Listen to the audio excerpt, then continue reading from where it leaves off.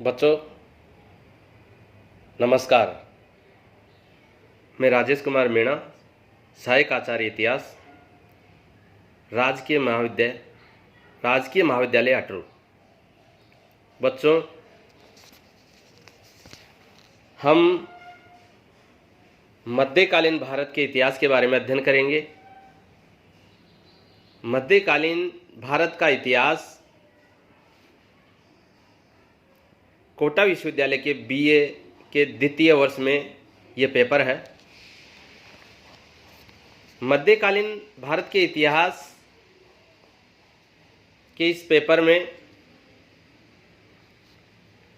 जो टॉपिक है, तुर्कान-ए-चहलगानी से क्या तात्पर्य है, इसने अपने समय की राजनीति को किस प्रकार प्रभावित किया, इसके बारे में जानेंगे। सुल्तान इल्तुतमिश, जिसका काल 1210 से 1236 ईस्वी तक था, इसने प्रारंभिक कठिनाइयों से यह अनुभव किया कि राज्याधिकारियों में पूर्ण स्वाभिभक्ति संचालित करने का एकमात्र उपाय यही है कि राज्य के समस्त उच्च पदों पर उन्हीं व्यक्तियों को नियुक्त किया जाए जो अपनी उन्नति के लिए पूर्णतः सुल्तान की कृपा दृष्टि पर निर्भर हों। इस उद्देश्य से उसने 40 तुर्की अमीरों अथवा गुलामों का एक दल संगठित किया। 40 गुलामों के इस दल को चरगान अथवा तुर्कान-ए-चहलगानी नाम दिया गया। 40 दास अमीरों का ये दल तुर्कान-ए-चहलगानी कहलाता था। इस दल में बड़े योग्य तथा प्रतिभाशाली व्यक्ति थे। ये लोग अपनी राजभक्ति के लिए प्रसिद्ध थे और इनका उत्थान और पतन सुल्तान की इच्छा पर निर्भर रहता था। इल्तुतमिश ने सुल्तान की स्थिति को सुदृढ़ करने के लिए 40 गुलामों के मंडल का गठन किया था, परंतु कालांतर में यही 40 गुलामों का जो दल है, इसे के समय में कालांतर में सुल्तान के लिए घातक हो गया। ये षड्यंत्रकारी हो गए और विघटनकारी शक्तियों का नेतृत्व करने लगे। इल्तुतमिश के बाद इस दल के अमीर अत्यंत शक्तिशाली हो गए। ये अमीर बहरमशाह के स्थान पर बलबन को सुल्तान बनाना चाहते थे और बलबन के सुल्तान बन जाने से भी असंतुष्ट थे।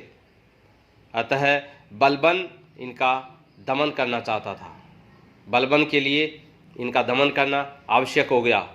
बलबन ने अनुभव किया कि सुल्तान की निरंकुशता के मार्ग में सबसे बड़ी बाधा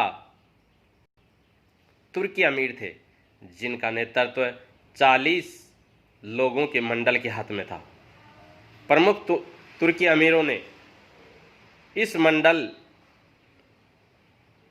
की कठपुतली बनना स्वीकार कर लिया था। बलबन ने सुल्तान तथा उसके उत्तराधिकारियों का भविष्य सुरक्षित करने के लिए 40 सरदारों के इस मंडल को नष्ट करने का निश्चय किया। उसने अपने व्यक्तिगत सेवकों का नया दल बनाया और उन्हें उच्च पदों पर नियुक्त कर दिया। उसने रक्त की शुद्धता तथा तुर्कों की श्रेष्ठता को आधार बनाकर उन लोगों को दरबार से निकाल बाहर किया जिन्होंने हिंदू धर्म का परित्याग करके और इस्लाम ग्रहण करके राज्य में उच्च पद प्राप्त कर लिए थे। उसने ऐसे लोगों को भी हटा दिया जिनके वंश के विषय में किसी प्रकार का संदेह था। उसने 40 अमीरों में से जो दुर्बल तथा अयोग्य हो गए थे, उन्हें पेंशन देकर घर बिठा दिया। अमीरों की विधवाओं तथा उनके बच्चों के लिए भी गुजारा निश्चित कर दिया।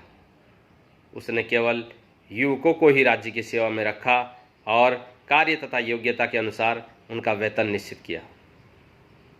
40 मंडल की समाप्ति बलबन की सबसे बड़ी सफलता कही जा सकती है, जिसके कारण वह लगभग 21 साल तक दिल्ली पर निर्विघ्न शासन कर सका।